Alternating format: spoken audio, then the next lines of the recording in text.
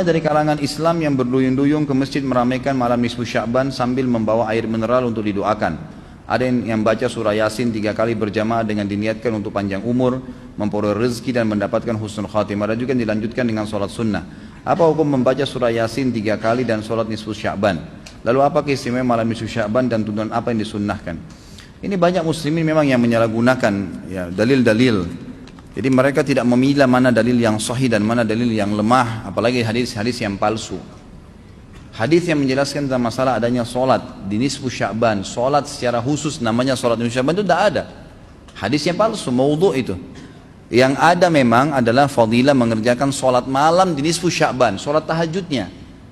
Solat tahajud seperti biasa, tapi khusus malam nisfu Sya'ban punya fadilah.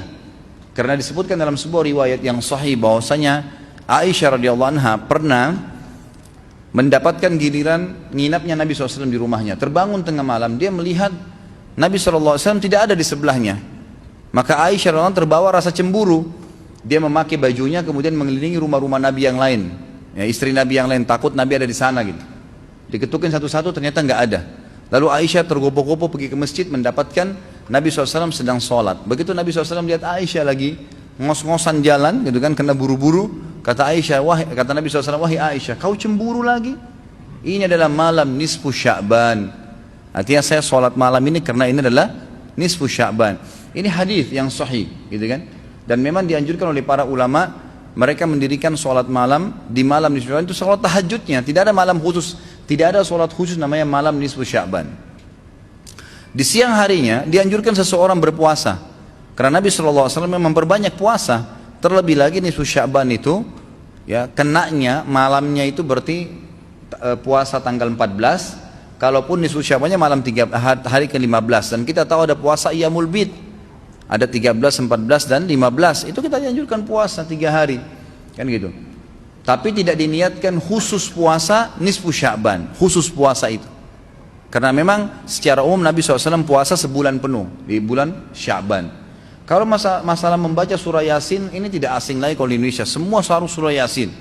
Pindah rumah Yasin, orang mati Yasin, semua Yasin. Ditanya dalilnya, nggak ada dalil, gitu kan? Hanya karena surah Yasin dikatakan jantungnya Quran. Itu pun hadis yang lemah, karena dalam sanadnya ada orang yang pendusta, gitu kan? Tapi ini diamalkan.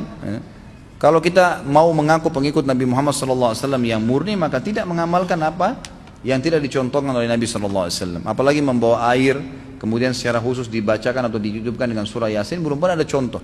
Belum pernah ada contoh. Allahu a'lam. Saya tidak menyalahkan ya. Yang mau kerjakan itu silahkan, itu hak dia. Tapi saya pribadi menyarankan, apalagi jemaah yang ikut dengan pengajian saya atau yang mendengarkan ceramah kita, murnikan ibadah kembali kepada Nabi SAW. Nabi SAW tidak menghembuskan nafas terakhir kecuali sudah mengajarkan semua yang kita butuhkan. Jadi tidak perlu ditambah. Kalau kita tambah seperti kita sedang mengatakan, maaf Rasulullah saya lebih faham daripada anda.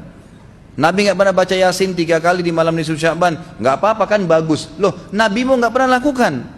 Nabi yang nerima dari langit wahyu nggak pernah lakukan, nggak apa-apa. Berarti sama saja anda bilang, maaf Rasulullah saya lebih ngerti. Yang itu. Ini keliru, nggak boleh. Yang itu.